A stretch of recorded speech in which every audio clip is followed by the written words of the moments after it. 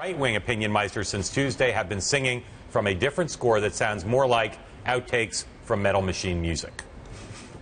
The Republican Party was not elected to compromise. The Republican Party was not elected to sit down and work together.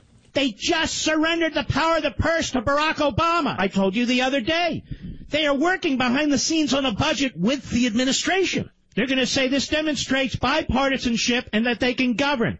But you're screwed. I think it could get ugly. I think we're in the most dangerous period now than the Republic has been in since the Civil War. It is very simple what that mandate is.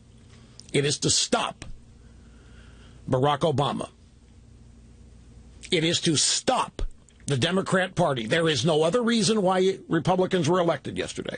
If they don't do their job and put out a competing agenda, they're going to lose in 2016.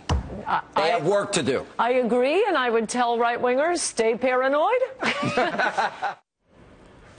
Those people have no incentive to have compromise with the president. Quite the contrary. No, Barack Obama has been good for business for them. The history of the Republican Party of late has been defined by congressional leaders being afraid of talk radio and Fox.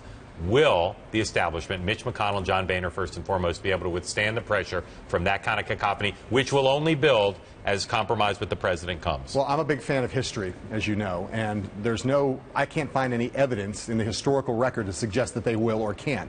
These guys, collectively, individually and collectively, have been the biggest and one of the most pernicious forces in our politics for a long time. And there's some counterparts of theirs on the left, but they are a very, very loud voice. And they have repeatedly over the last 20 years, and in only growing strength, they have put pressure on, destructive pressure on Republican leaders and establishmentarians who want to get things done. The pressure has been intense, and they have almost always capitulated. The leaders, that is, not these guys. Boehner and McConnell, as much as Dick Cheney, is not afraid of the flying monkeys. They're not. And they have disdain for them privately. They say it all the time to people. And when McConnell yesterday said, we're not going to have a debt ceiling crisis, we're not going to have government shutdowns, that sent a loud message.